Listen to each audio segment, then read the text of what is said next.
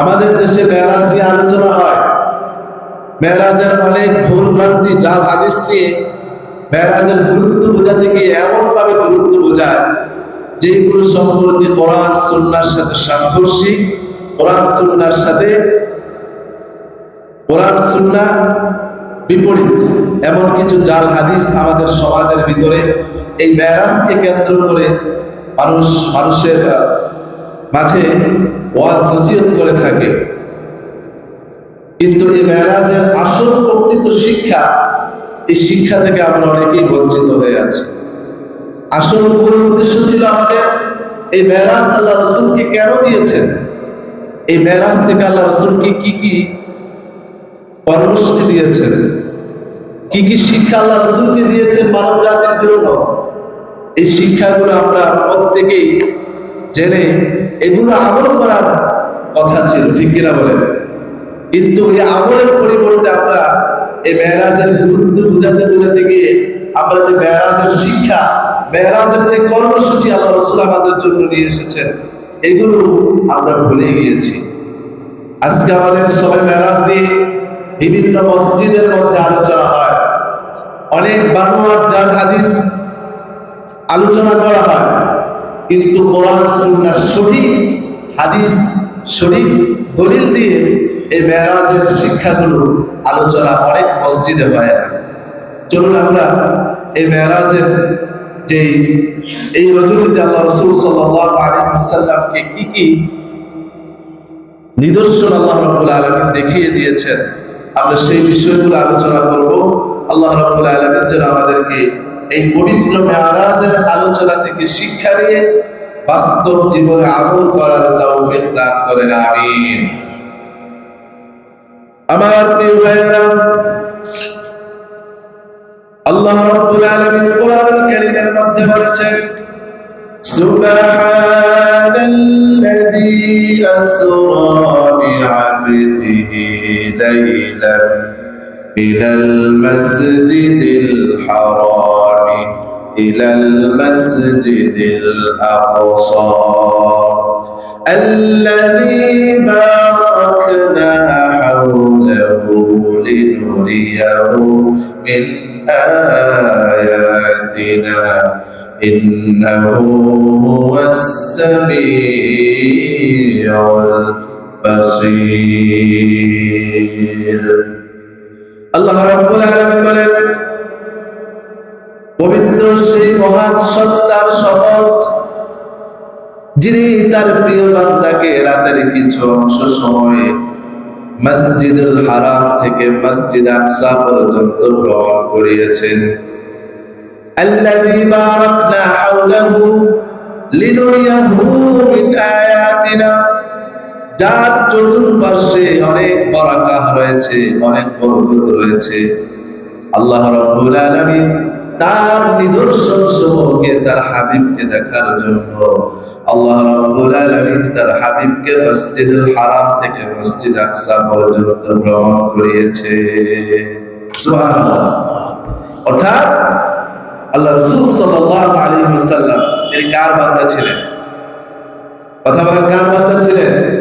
আল্লাহর বান্দা ছিলেন। আল্লাহ রাব্বুল আলামিন তিনি বলেছেন, আমার প্রিয় বান্দা, আমার বান্দাকে আমি মসজিদুল হারাম থেকে মসজিদ আকসা পর্যন্ত ভ্রমণ করিয়েছি, যার চতুর্পার্শ্বে আল্লাহর অনেক রহমত বরকত বিস্তৃত ছিল। সুবহানাল্লাহ। এবং এই ইসরা, এই ভ্রমণ করার উদ্দেশ্য হচ্ছে লিনুরিয়াহু মিন আয়াতিনা, যাতে করে আল্লাহ রাব্বুল আলামিন তার নিদর্শন সমূহ তার হাবিবকে দেখাতে পারেন। এই জন্য আল্লাহ রাসূল সাল্লাল্লাহু আলাইহি ওয়াসাল্লামকে ইসরা করিয়েছেন, মেরাজ করিয়েছেন। সুবহানাল্লাহ। আমার প্রিয় ভাইরা, আমি আপনাদের সামনে যে আয়াতটুকু তেলাওয়াত করেছি, আমরা প্রত্যেকে অনেকেই জানি এই সূরাটি নাম হচ্ছে সূরাতু বনী ইসরাঈল, অর্থাৎ 15 নম্বর পারার প্রথম সূরার প্রথম পৃষ্ঠায় এই আয়াতটুকু রয়েছে। এবং এই সূরার মধ্যে এই সূরাটির দুইটি নাম রয়েছে। কয়টি নাম? দুইটি নাম রয়েছে। একটি হচ্ছে বনী ইসরাঈল। বনী ইসরাঈল এই জন্য নামকরণ করা হয়েছে যেহেতু এই সূরাটার মধ্যে বনী ইসরাঈল সম্প্রদায় সম্পর্কে আলোচনা করা হয়েছে, এই কারণে এই সূরাটাকে নাম দেওয়া হয়েছে সূরাতুল বনী ইসরাঈল। আরেকটি নাম হচ্ছে, এই সূরাটির আরেকটি নাম হচ্ছে সূরাতুল ইসরা। ইসরা মানে হচ্ছে ভ্রমণ করা। যেহেতু আল্লাহ রাসূল সাল্লাল্লাহু আলাইহি ওয়াসাল্লামকে মসজিদুল হারাম থেকে মসজিদ আকসা পর্যন্ত ভ্রমণ করিয়েছেন, ইসরা করিয়েছেন, এবং এর বর্ণনা এই সূরার মধ্যে আল্লাহ রাব্বুল আলামিন তিনি নাজিল করেছেন, যার কারণে এই সূরাটির আরেকটি নাম হচ্ছে সূরাতুল ইসরা। তাহলে এই সূরাটির কয়টি নাম পেলাম আমরা? দুইটি। একটি হচ্ছে বনী ইসরাঈল, আরেকটি হচ্ছে সূরাতুল ইসরা। আমার প্রিয় ভাইয়েরা, রাসূল করিম সাল্লাল্লাহু আলাইহি ওয়াসাল্লাম তার জীবনে ঘটে যাওয়া অনেকগুলো মুআজিজা রয়েছে, আর এই সমস্ত মুআজিজাগুলোর মধ্যে অন্যতম একটি মুআজিজা হচ্ছে মেরাজের ঘটনা, অর্থাৎ ইসরা এর মুআজিজা। সুবহানাল্লাহ বলে। আমার প্রিয় ভাইরা, এই মেরাজের মাধ্যমে আল্লাহ রাসূল সাল্লাল্লাহু আলাইহি ওয়াসাল্লামকে অনেকগুলো বিষয় প্রমাণিত করা হয়েছে। এক নম্বর, এই মেরাজের মাধ্যমে প্রমাণিত হয়েছে আমাদের প্রিয় নবী হযরত মুহাম্মদ রাসূলুল্লাহ সাল্লাল্লাহু আলাইহি ওয়াসাল্লাম তিনি কোনো সাধারণ কোনো মানুষ নয়, তিনি কোনো সাধারণ কোনো নবী নয়, তিনি সমস্ত নবীদের লিডার, এবং তাকে আল্লাহ রাব্বুল আলামিন এই মেরাজের মাধ্যমে সবচাইতে শ্রেষ্ঠত্ব এবং মর্যাদা দান করেছেন। সুবহানাল্লাহ। আমার প্রিয় ভাইয়েরা, আমরা যারা ইতিহাস পড়েছি, আমরা যারা ইসলামিক বই পড়েছি, এই মেরাজের ঘটনা আমরা পড়েছি। কোন নবীকে আল্লাহ রাব্বুল আলামিন কি মেরাজ করিয়েছেন? মেরাজ করেন একমাত্র আমার নবী, আপনার নবী রাহমাতুল লিল আলামিন সাইয়্যিদুল মুরসালিন হযরত মুহাম্মদ রাসূলুল্লাহ সাল্লাল্লাহু আলাইহি ওয়াসাল্লাম কে মেরাজ করিয়েছেন, ইসরা করিয়েছেন, যার কারণে অন্যান্য নবীদের চাইতে আমাদের নবীর শ্রেষ্ঠত্ব মর্যাদা কম না বেশি? কথা বলেন, কম না বেশি? তাহলে এই মেরাজের মাধ্যমে এক নম্বর বিষয় প্রমাণিত হলো আমাদের নবী কোনো সাধারণ কোনো নবী নয়, আমাদের নবী হচ্ছে সমস্ত নবীদের লিডার, সমস্ত নবীদের সেরা নবী হযরত মুহাম্মদুর রাসূলুল্লাহ সাল্লাল্লাহু আলাইহি ওয়াসাল্লাম। দুই নম্বর যে বিষয়টা প্রমাণিত হয়েছে এই মেরাজের মাধ্যমে, এই যে আমরা দৈনিক কয় ওয়াক্ত নামাজ পড়ি, কয় ওয়াক্ত সালাত আদায় করি, আমাদের উপরে কয় ওয়াক্ত সালাত ফরজ? এই 5 ওয়াক্ত সালাত এই মেরাজের রজনীতে আল্লাহ রাব্বুল আলামিন তার হাবিবকে এই 5 ওয়াক্ত নামাজ তার উম্মতের জন্য ফরজ করে দিয়েছেন। বলি আল্লাহু আকবার। এরপরে 3 নাম্বার হচ্ছে এই মেরাজের রাতে আল্লাহর হাবিব সাল্লাল্লাহু আলাইহি ওয়াসাল্লামকে তিনি যে তার জান্নাত সৃষ্টি করেছেন, এই জান্নাতের নিয়ামত সমূহ তাকে, নিদর্শনগুলো তাকে দেখিয়েছেন, এবং জাহান্নাম সৃষ্টি করেছেন। যে সমস্ত অভাব, যে সমস্ত নাফরমান বান্দারা জাহান্নামের ভিতরে থাকবে, তাদের পরিণাম কি হবে, সেখানে কি ধরনের শাস্তি হতে পারে, এই জাহান্নামের শাস্তিগুলো আল্লাহ রাসূল সাল্লাল্লাহু আলাইহি ওয়াসাল্লামকে যিনি দেখিয়েছেন, তিনি কে? আল্লাহ। তাহলে আরেকটি বিষয় প্রমাণিত হলো এই মেরাজের মাধ্যমে আল্লাহর হাবিব সাল্লাল্লাহু আলাইহি ওয়াসাল্লামকে জান্নাত এবং জাহান্নামকে আল্লাহ রাসূলের কাছে সুস্পষ্টভাবে তিনি বর্ণনা করেছেন। আমার প্রিয় ভাইয়েরা, এই মেরাজের ঘটনা পৃথিবীর ইতিহাসে এক বিস্ময়কর ঘটনা, এবং এর মতো বিস্ময়কর ঘটনা পৃথিবীর ইতিহাসে আর কোন একটা ঘটনা ঘটে নাই। সুবহানাল্লাহ। আল্লাহ রাব্বুল আলামিন এই পৃথিবীতে অসংখ্য নবী রাসূল প্রেরণ করেছেন, কোন নবী রাসূলের কি আল্লাহ রাব্বুল আলামিন মেরাজ করেন নাই, যার কারণে যে আয়াতে কারিমা আপনাদের সামনে তেলাওয়াত করেছি, এই আয়াতের মধ্যে আল্লাহ রাব্বুল আলামিন সুবহান শব্দটা ব্যবহার করেছেন, সুবহান শব্দটা উল্লেখ করেছেন। আমার প্রিয় ভাইয়েরা, সুবহানাল্লাহ আমরা কখন বলি? যখন আমরা কোনো আশ্চর্য হয়ে যায়, কোন একটা আশ্চর্য ঘটনা আমরা শুনি, কোন একটা ঘটনা শুনে যখন আমরা বিস্মিত হয়ে যাই, আশ্চর্য হয়ে যায়, তখন আমরা কি বলি? সুবহানাল্লাহ, সুবহানাল্লাহ বলি। ঠিক তদ্রূপভাবে আল্লাহ রাব্বুল আলামিন এই মেরাজের বর্ণনা করতে গিয়ে, মেরাজের বর্ণনা করতে গিয়ে প্রথমে আল্লাহ রাব্বুল আলামিন সুবহান শব্দটি উল্লেখ করে বুঝিয়েছেন এই মেরাজের ঘটনা এটা কোনো সাধারণ কোনো মুজিজা নয়, সাধারণ কোনো ঘটনা নয়, এটা পৃথিবীর ইতিহাসে এক বিস্ময়কর ঘটনা। বলে ঠিক কিনা বলেন আমার প্রিয় ভাইয়েরা? এই জন্য আল্লাহ রাব্বুল আলামিন এই সূরার শুরুতে, এই ঘটনার শুরুতে সুবহান শব্দটি ব্যবহার করেছেন। আমরা জানি এই কোরআনুল কারীমের মধ্যে অসংখ্য নবী রাসূলদের কথা, অসংখ্য নবী রাসূলদের ঘটনার কথা উল্লেখ রয়েছে, কিন্তু কোন নবী রাসূলের ঘটনার পূর্বে আল্লাহ রাব্বুল আলামিন সুবহান শব্দটি ব্যবহার করেন নাই, উল্লেখ করেন নাই। কিন্তু আমার নবী মুহাম্মদুর রাসূলুল্লাহ সাল্লাল্লাহু আলাইহি ওয়াসাল্লাম তার যে মেরাজ হয়েছে, এই মেরাজের ঘটনার পূর্বে আল্লাহ রাব্বুল আলামিন এই সুবহান শব্দটি উল্লেখ করেছেন। বলি সুবহানাল্লাহ। আল্লাহ রাব্বুল আলামিন বলেন সুবহানাল্লাযী আসরা বিআবদিহি লাইলাম মিনাল মাসজিদিল হারাম ইলাল মাসজিদিল আকসা।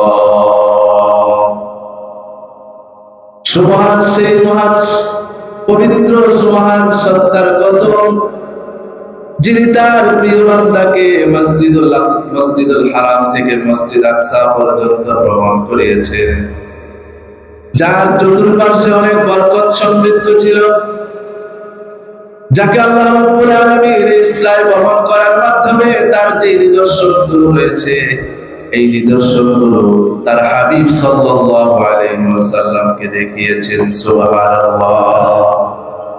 আমার প্রিয় ভাইয়েরা, এই মেরাজের ঘটনাকে আমাদের সমাজের ভিতরে অনেক মানুষ রয়েছে এই পবিত্র মেরাজের ঘটনাকে অস্বীকার করে থাকেন। তারা অনেকে বলে থাকেন রাতের কিছু সামান্য অংশ সময় সে কিভাবে 7 আকাশ পাড়ি দিয়ে আল্লাহর সাথে কথা বলে, রাত্রে একটা কিছু অংশ সেখান থেকে কথা বলে 7 আসমান পাড়ি দিয়ে জান্নাত জাহান্নাম দেখে আল্লাহর সাথে কথা বলে আবার জমিনের মধ্যে আবার চলে আসে। এটা কিভাবে সম্ভব? এটা অনেকে তারা এই দাবি তোলে, এটা কিভাবে সম্ভব? একটা রাতের কিছু অংশ সময় সে 7 আকাশ পাড়ি দিয়ে, এক একটা আকাশ তো অনেক বড়, অনেক উপরে, এই 7 আকাশ পাড়ি দিয়ে সেখানে জান্নাত জাহান্নাম আল্লাহর সাথে কথোপকথন করে তারপর আবার তিনি জমিনে নেমে আসলেন। এটা কিভাবে সম্ভব? অনেকেই প্রশ্ন করে এবং তারা এই মেরাজের এই ঘটনাকে অস্বীকার করে থাকে। কথা বলে ঠিক কিনা? আমার প্রিয় ভাইয়েরা, যে আল্লাহ রাব্বুল আলামিন এই আকাশ সৃষ্টি করেছেন, এই জমিন সৃষ্টি করেছেন, ওই আল্লাহ এখন আছে না নাই? যারা বলেন আছে না নাই? ওই আল্লাহ যদি কোনো কিছু করার ইচ্ছা করেন, চান, তিনি যদি শুধু অর্ডার করেন, কোন বলেন, সাথে সাথে কি হয়ে যায়? হয়ে যায়। আল্লাহু আকবার। তিনি তো সেই মহান রব, তিনি এই বিশাল আসমান, এই বিশাল এই জমিন তিনি মাত্র 6 দিনে মাত্র সৃষ্টি করেছেন। সুবহানাল্লাহ। এত বড় পৃথিবী, এত বড় আকাশ মহাকাশ নক্ষত্রগুলো তিনি মাত্র 6 দিনে সৃষ্টি করেছেন। আল্লাহ পাক এখানে 6 দিনে সৃষ্টি করার মাধ্যমে তিনি চাইলে 6 দিন প্রয়োজন হতো না, তিনি চাইলে তো 1 ঘন্টাও সৃষ্টি করতে পারতেন। পারতেন কি পারতেন না? এই 6 দিন দ্বারা তিনি একটু কিছু সময় নিয়ে বোঝাতে চাচ্ছেন তিনি অনেক যত্ন করে এই বিশাল আকাশ, এই বিশাল এই নক্ষত্রগুলো তিনি সৃষ্টি করেছেন। অনেক সুন্দর করে এই সৃষ্টি জগৎকে তিনি সৃষ্টি করেছেন। আমার প্রিয় ভাই, আল্লাহ রাব্বুল আলামিন সূরা ইয়াসিনের মধ্যে বলেছেন ইন্নামা আমরুহু ইযা আরাদা শাইআন আন ইয়াকুলা লাহু কুন ফায়াকুন। আমার রব তো সেই রব, যে রব শুধুমাত্র কোনো কিছু করার ইচ্ছা করলে যদি বলে কোন, ফায়াকুন, সাথে সাথে কি হয়ে যায়? হয়ে যায়। সুবহানাল্লাহ বলেন। তাহলে যে মহান রব, যিনি শুধু কুন বললে হও বললে হয়ে যায়, সেই মহান রব তিনি যদি তার হাবিবকে রাতের কিছু অংশ সময় যদি সাত আকাশ পাড়ি দিয়ে তার সাথে কথা বলে এবং তাকে জমিনে নিয়ে আসেন, সেই ক্ষমতা আল্লাহর আছে না নাই? জোরে বলেন আছে না নাই?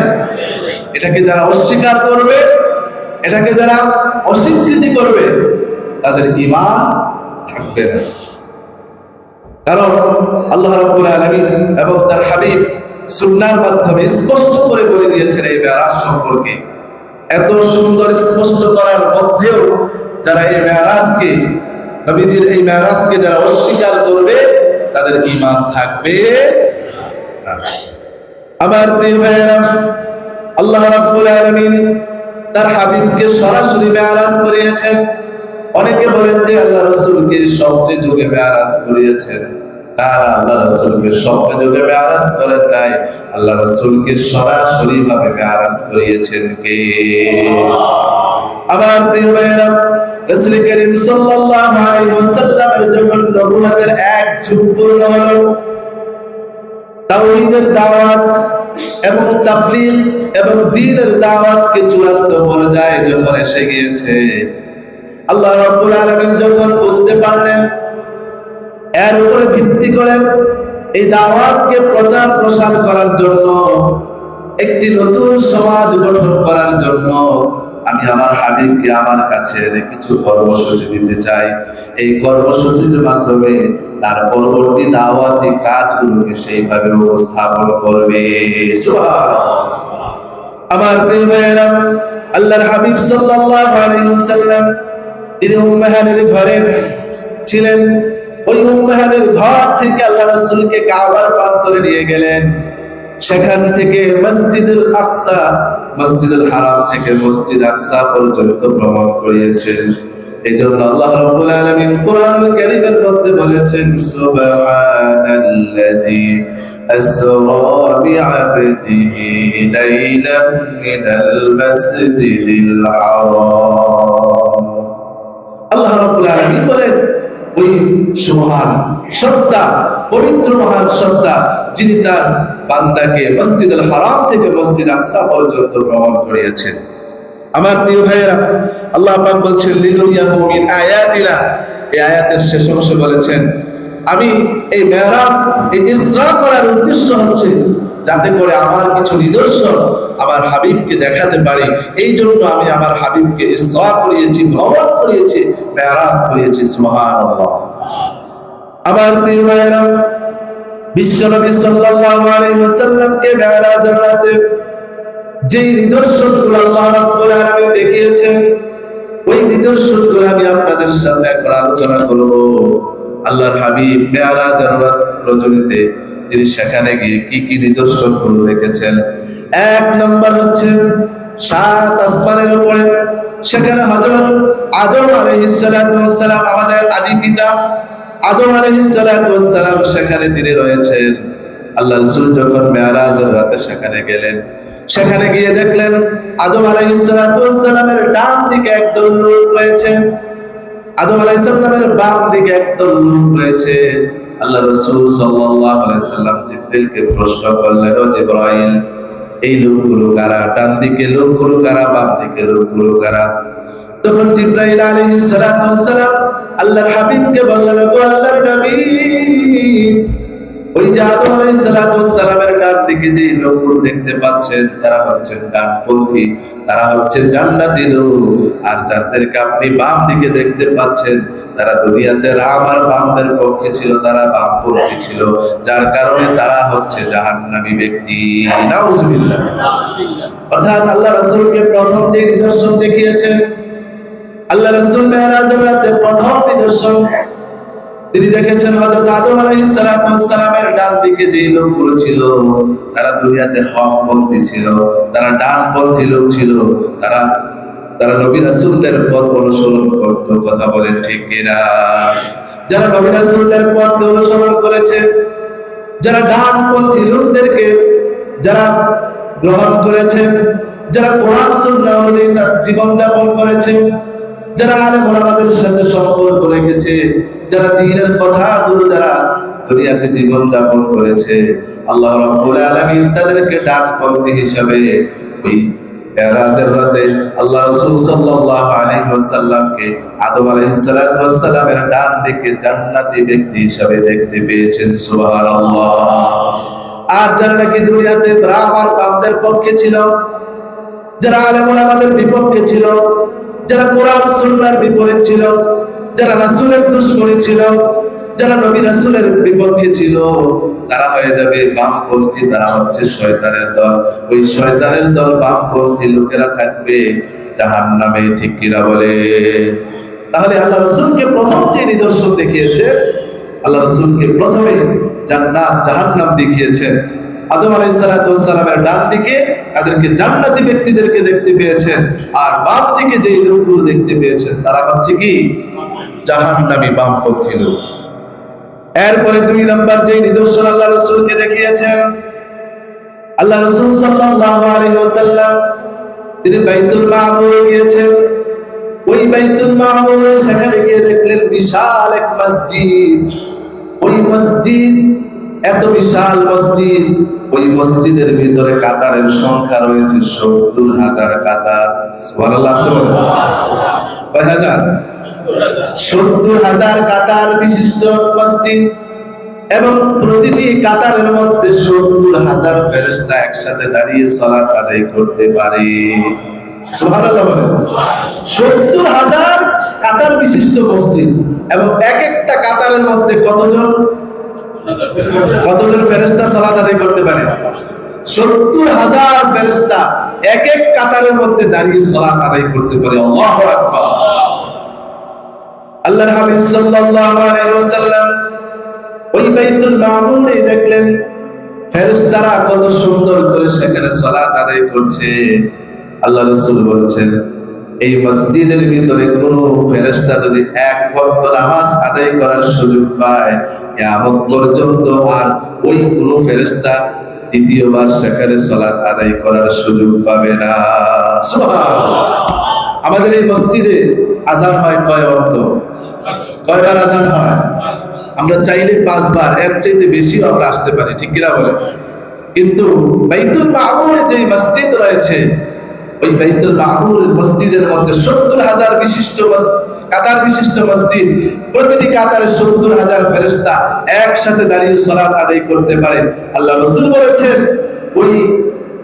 ওই বাইতুল মামুর মসজিদে যদি কেউ একবার সালাত আদায় করার সুযোগ পায়, কিয়ামত পর্যন্ত ওই ফেরেশতা দ্বিতীয়বার সালাত আদায় করার সুযোগ পাবে না। সুবহানাল্লাহ। তাহলে আপনি চিন্তা করেন কত অগণিত ফেরেশতা আল্লাহ রাব্বুল আলামিন তিনি সৃষ্টি করেছেন। আল্লাহু আকবার। আমার প্রিয় ভাইরা, এরপরে 3 নাম্বার যে নিদর্শন আল্লাহ রাসূলকে দেখিয়েছেন, আল্লাহ রাসূল সাল্লাল্লাহু আলাইহি ওয়াসাল্লাম তিনি যখন সিদরাতুল মুনতাহায় গিয়েছেন, সেখানে তিনি বিশাল একটি বড়ই গাছ দেখতে পেলেন। ওই বড়ই গাছের এক একটা পাতা এমন বিশাল বিশাল বড় পাতা, যেই পাতাগুলো এক একটা হাতির কানের মতো পাতা। সুবহানাল্লাহ। হাতির কান কি ছোট না বড়? জোর বলেন, ছোট না বড়? আমাদের কানের মতো অনেক বড় পাতাগুলো। আল্লাহ রাসূল সাল্লাল্লাহু আলাইহি ওয়াসাল্লাম তিনি বললেন, আমি এই সিদরাতুল মুনতাহার মধ্যে একটি বড়ই গাছ দেখতে পেলাম, যে বড়ই গাছের পাতাগুলো হাতির কানের মতো বড় বড় পাতা। সুবহানাল্লাহ। সাহাবায়ে কেরাম রিদওয়ানুল্লাহি তাআলা আলাইহিম আজমাইন তারা জিজ্ঞেস করলেন, বললেন, রাসূল, এই বড়ই গাছের পাতাগুলো যদি এত বড় হয়ে থাকে, তাহলে এই বড়ই গাছের ফলগুলো কত বড় হয়ে থাকবে? আল্লাহ রাসূল বর্ণনা দিলেন, ওই বড়ই গাছের ফলগুলো বড়ইগুলো এক একটা মটকার মতো বড় বড়। সুবহানাল্লাহ। আমরা মটকা চিনি না? মটকা আগেকার মটকা ছিল যে মাটির তৈরি, উপরের অংশটা ছোট ছিল, নিচেরটা কি ছিল? বড় ছিল। সেখানে চাল রাখতো, ধান রাখতো। ঠিক কিনা বলেন? এরকম মটকা। আল্লাহ রাসূল বলেন, এরকম মটকার মতো বড় বড় এই বড়ই গাছের বড়ইগুলো হবে। সুবহানাল্লাহ। আল্লাহ রাসূল সাল্লাল্লাহু আলাইহি ওয়াসাল্লামের কাছে সাহাবায়ে কেরাম জিজ্ঞেস করলেন, আল্লাহ রাসূল, এত বড় বড়ই মানুষ খাবে কিভাবে? তখন আল্লাহ রাসূল বলেন, যখন সেই বড়ইটা খাবে তখন তার মুখটাও সেরকম হয়ে যাবে। সুবহানাল্লাহ। আমার প্রিয় ভাইয়েরা, এই বড়ই গাছ এটি জান্নাতের একটি ফল। আল্লাহ রাসূল সাল্লাল্লাহু আলাইহি ওয়াসাল্লাম বলেছেন, যে ব্যক্তি জান্নাতে যাবে, জান্নাতের প্রতিটা স্টেপের ভিতরে এমন এমন ফলের বাগান তার জন্য আল্লাহ রাব্বুল আলামিন তৈরি করবেন। এক একটা ফলের বাগানের মধ্যে সে ফল খেতে খেতে তার 40 বছর পর্যন্ত পার হয়ে যাবে। সুবহানাল্লাহ। যখন জান্নাতি ব্যক্তিদেরকে প্রথম ফলের বাগানে নেওয়া হবে, সে মনে করবে, এত সুন্দর সুস্বাদু ফল আমি তো আর দুনিয়াতে কখনো খাই নাই, এত সুন্দর সুস্বাদু ফল। সে এই ফল খেতে খেতে তার 40 বছর পার হয়ে যাবে। আবার 40 বছর পরে জান্নাতের দারোয়ান এসে বলবেন, হে আল্লাহর বান্দা, জান্নাতি বান্দা, চলো তোমাকে আরেকটা বাগানে নিয়ে যাই। সুবহানাল্লাহ বলবেন না?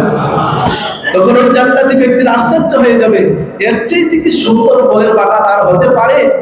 এর চাইতে সুস্বাদু ফল কি আর হতে পারে?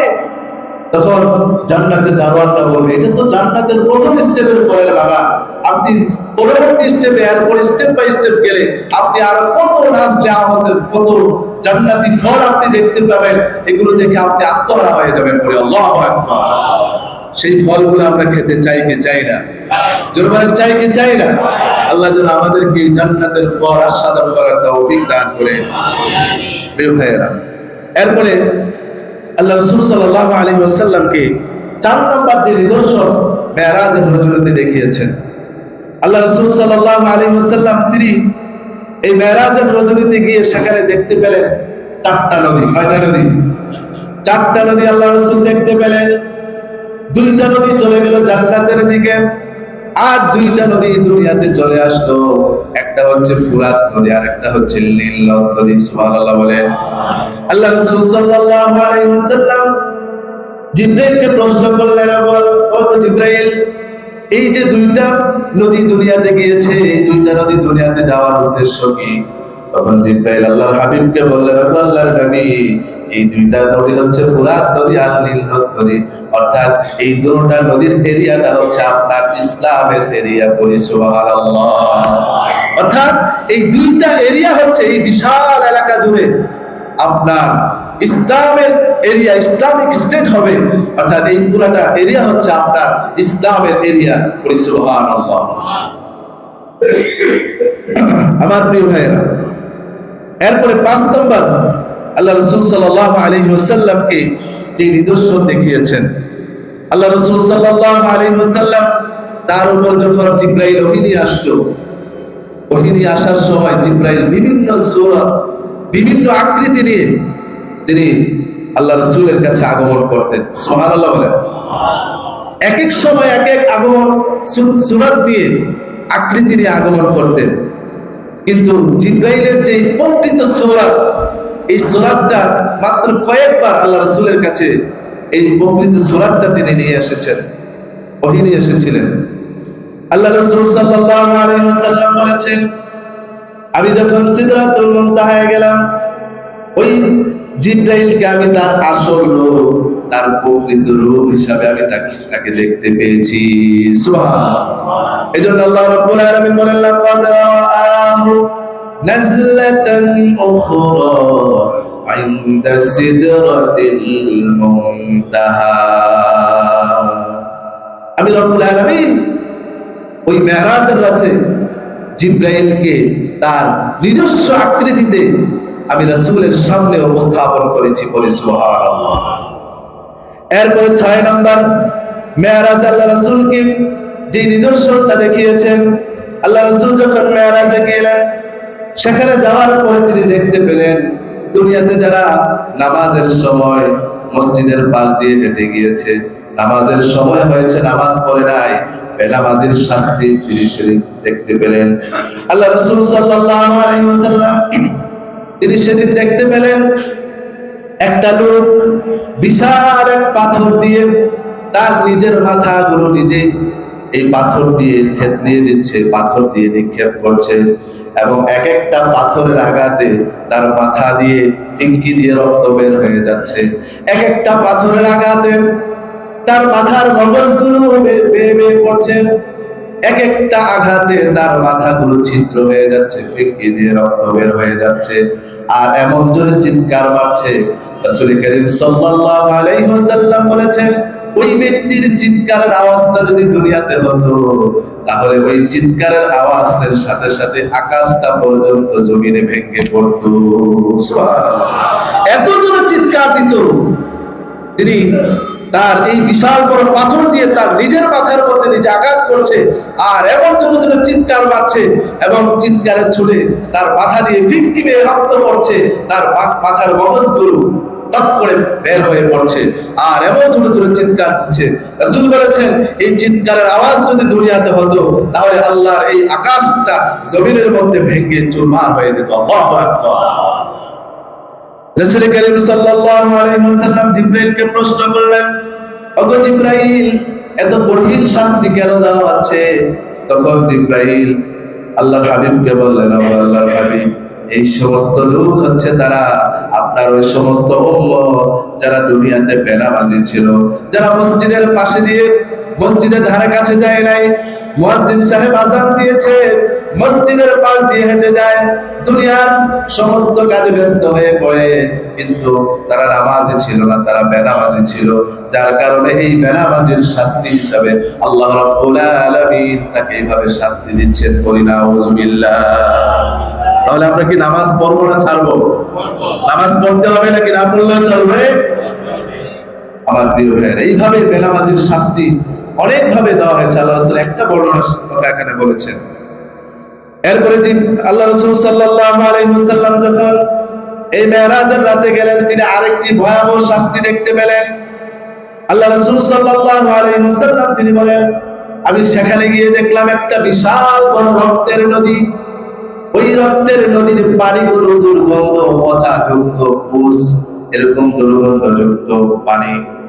ওই পানির মধ্যে একটা লোক সাঁতরাচ্ছে, এবং সাঁতরাচ্ছে ওই লোকটি দুর্গন্ধে, ওই লোকটি ওই পানির দুর্গন্ধে সে সাঁতার কেটে কিনারার মধ্যে যেতে চায়।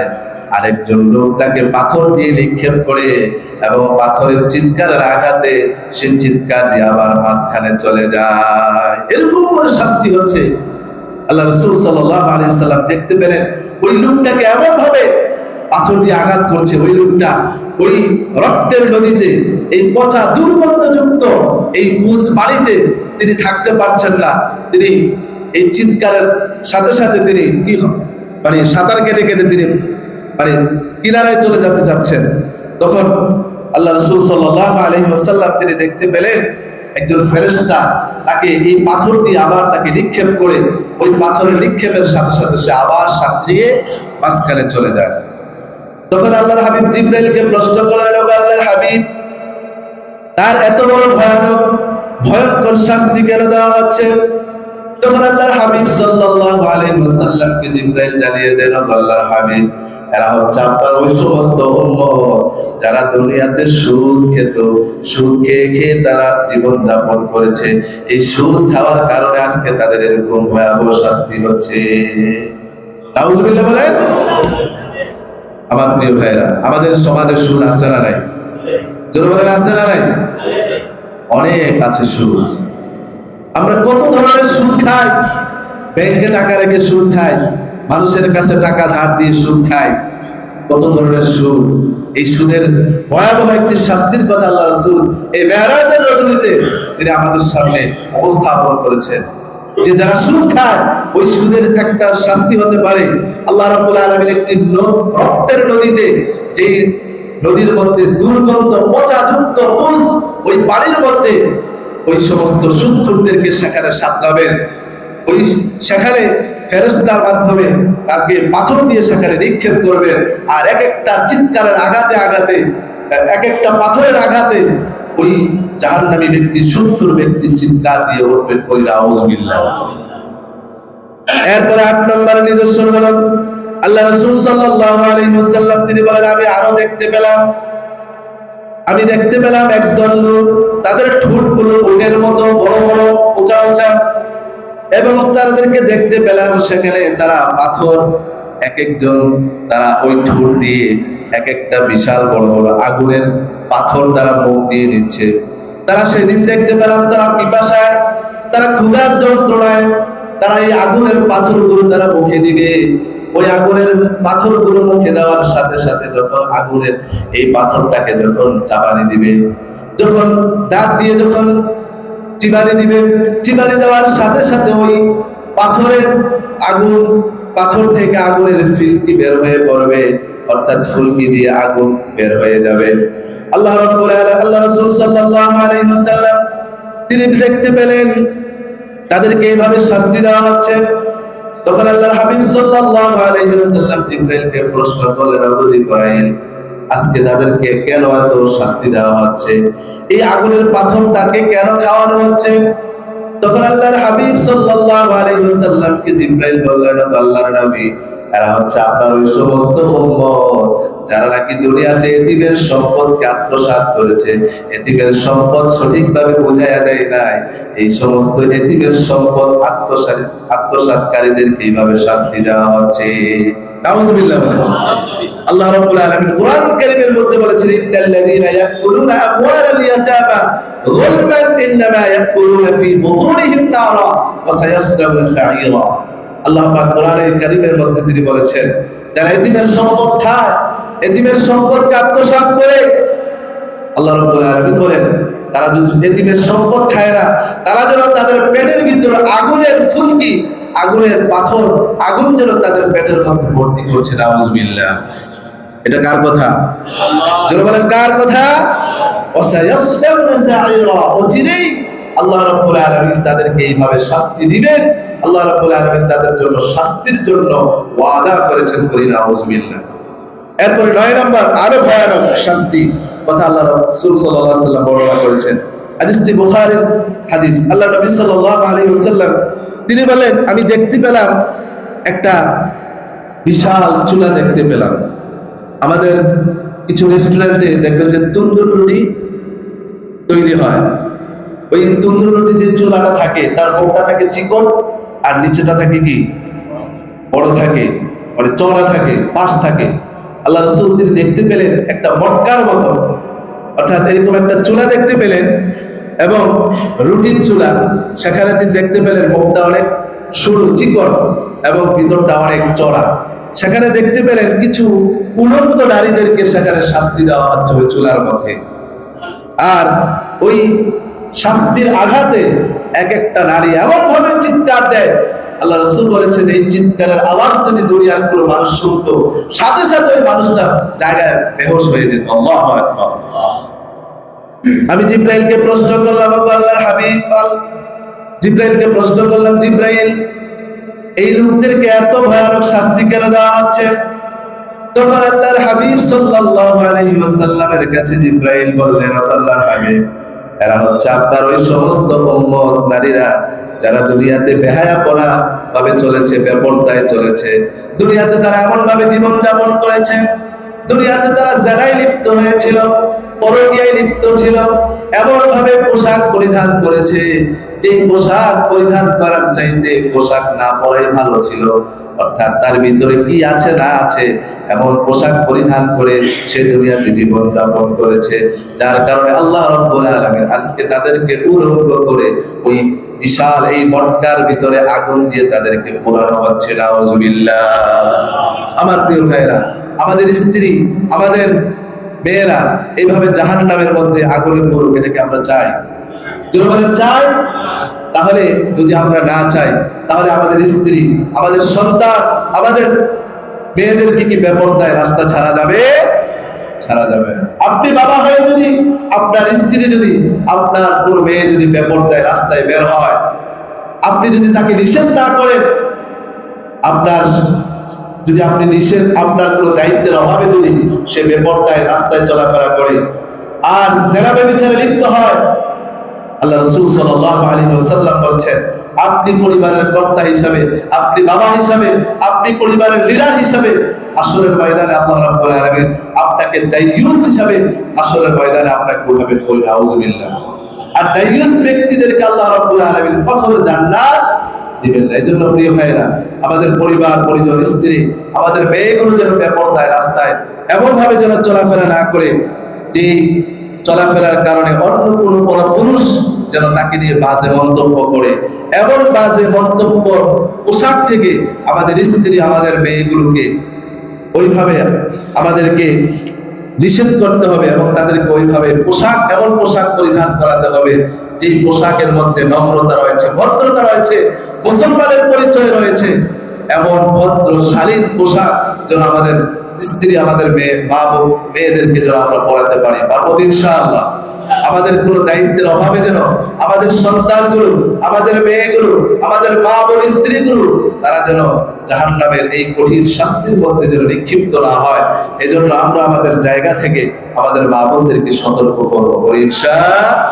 আল্লাহ পাক যেন আমাদেরকে কবুল করেন, সবাই করেন আমিন।